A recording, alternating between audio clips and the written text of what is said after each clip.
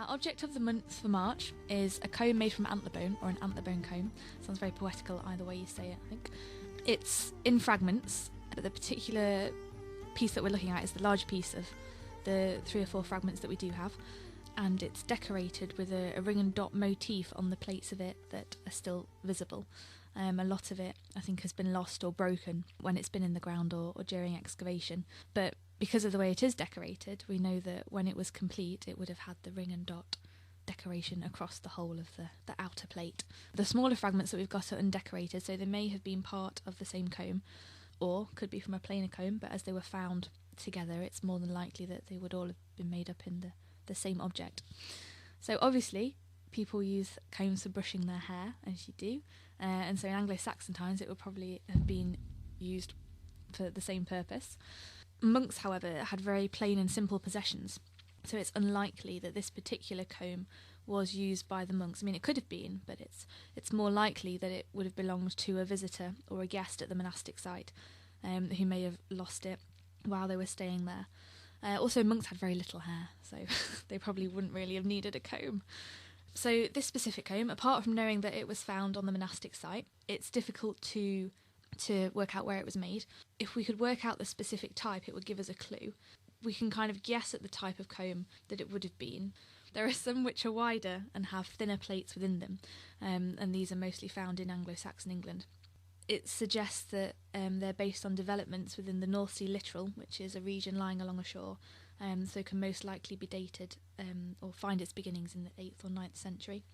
So our object of the month, the antbone comb, is very much an everyday item.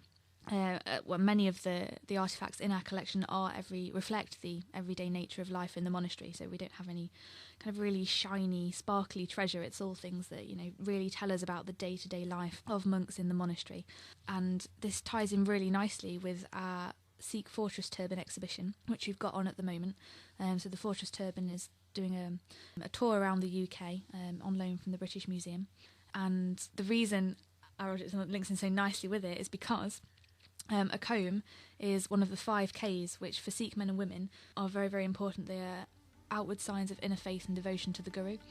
So Sikhs don't cut their hair, they wear it in a turban because hair symbolises spirituality, wisdom and acceptance, because it's seen as a gift from God, or acceptance of that gift from God. There's a gunga, which is a comb, and it's a wooden comb. We keep it in our hair as well with it all the time. So again, it's this idea of if you have long hair, you don't let it get matted or dirty or anything like that. You wash it every single day. You'd comb it at least twice a day, and so the comb is with you at all times. The treatment of hair was also significant for monks. They all had the same haircut, a tonsure, so they all had a short back and sides essentially, with a bit of a bald patch in the middle. But that was for a purpose, because the tonsure represented equality, no matter what their background, humanity, and the crown of thorns, so hence the bit missing at the back. So the Sikh comb was, and I quote, "a wooden comb that is kept in the hair at all times. It is used twice a day to remove tangles and is a reminder to disentangle oneself from ego and vice and strive to be pure in thought and deed." So it shows the importance that the comb has as well, still every day, in a Sikh's everyday routine. But it also highlights the difference between this religious use and the use by monks or guests at the monastery. So it really highlights how what would seemingly be a very normal everyday object has different important and symbolic meanings for other people. How do we know it's antler? You can tell by... a lot of kind of personal possessions like that were made from bone, so even in Roman times you get bone hair pins or combs, some brooches, things like that. But I think antler bone would probably have been one of those kind of resourceful materials, one that's pretty much readily available, because you're always going to have bone because you've always got people, you've always got animals, and it's something that you can work quite easily, but it's also sturdy enough that it will last and do you well, serve you well as a comb. So it's a very popular material for making things out of.